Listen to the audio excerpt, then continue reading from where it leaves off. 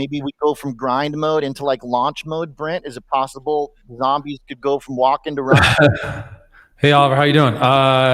The market's up 5%, 2% over the last week, which turned out to be an annualized vol. If you annualize that, that's around 14.5% implied vol. Now, the interesting thing about that is when you look at what the market has been pricing in over the last week, the annualized vol on that is closer to about 13%. So while we have been in this view of grind mode, the market is realizing more vol than what has been priced in.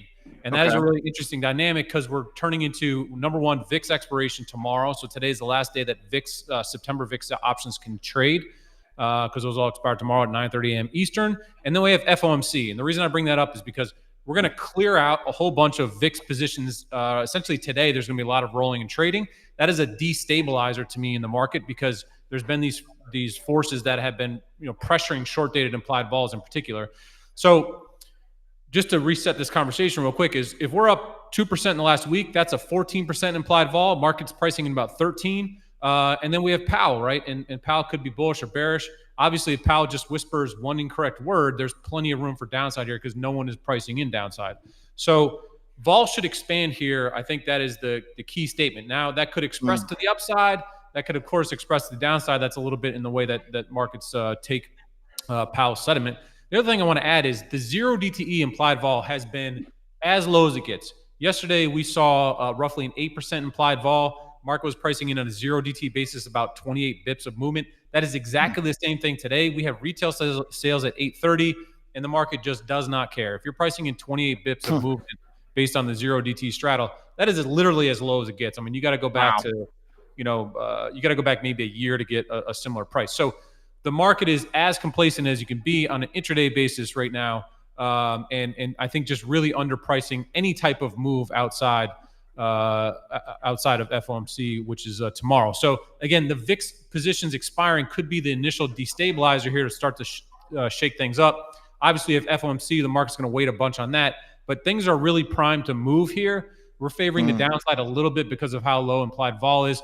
The last dynamic I want to add into this is we still have that JP Morgan collar position, which we haven't mentioned much here the last couple of days. That's at 65.05, right? Which is now 2 to 3%, incredibly, from where we're sitting at the moment. I guess a little bit closer to 2%. So any spook in the market or a little scare, right? You could immediately move, or just a base correction. I mean, we're up so much, right? You immediately move down to that strike, which expires at the end of the month. So, we don't have to have this epic crash from this, this space. We're very stretched to the upside. And, I think when you look at the way that the market's pricing things, a correction here would totally be in the cards. It doesn't necessarily have to be a bigger crash. But at the same time, if Powell just upsets the market a little bit because everyone is just so unified in their vision, that's where you can get a pretty shocking move to the downside. So we just got a little bit kind of frothy in the last week. And that's an important point, I think, because when we've been describing this as this steady one step forward, very slowly grind, it becomes something different once we pick up a little momentum the way we have.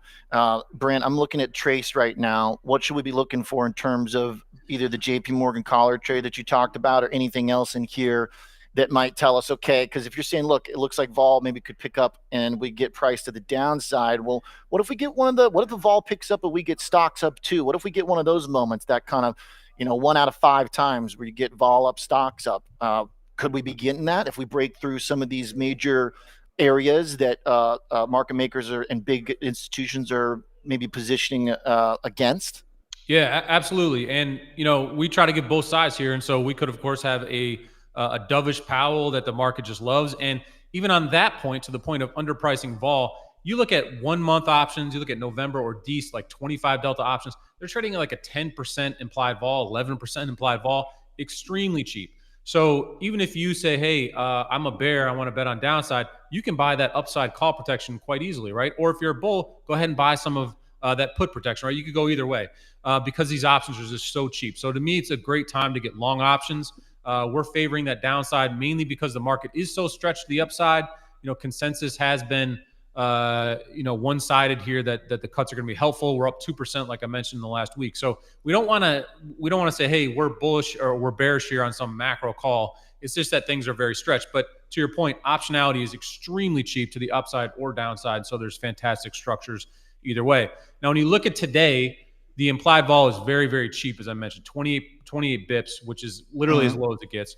You have a huge strike there for 0DT at 66.75. That's what that giant purple bar is. So intraday, you're seeing there's that big strike. And then to the downside, there's decent positions into 6,600. If we break 6,600 at any point kind of today and tomorrow, that's the sign that the bears are really starting to get that, leverage, that things are really starting to shift, the equilibrium starting to shift. So we keep rolling up this risk off level. We're really watching that 6,600 price area as the kind of alert, right? The alert triggers under that 6,600 level. Now, one other thing, we've been talking about how massive the 0DTE volumes have been. Yeah. We just had record 0DTE volumes about 2 weeks ago here on a daily basis. They're just huge. And that is a function of the low volatility regime that we're in, right? As short dated vol comes in, meaning, 1, 2, 3 days to expiration vol keeps getting contracted.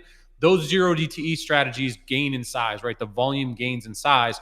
And the tricky part of that is that's a stabilizer for everybody on an intraday basis. But if risk flares a little bit, if Powell is like, hey, I'm not going to be as dovish as everybody wants, then that 0DTE stabilizer tends to disappear. And in this market, so much of the liquidity right now is in that 0DTE space. If you lose that liquidity, it is a real risk, right?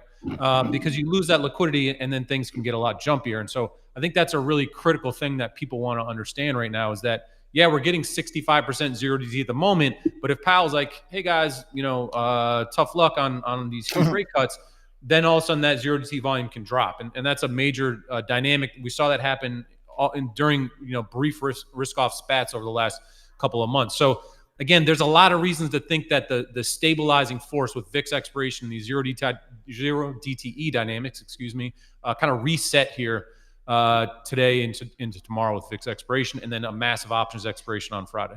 I like your point about watching the 0DTEs to see if that kind of supportive nature fades whatsoever, given that it has been pretty supportive. Brent, is there somewhere we can see the levels on your platform? Where should I go here to get that perspective on the 0DTEs right now versus last week or so?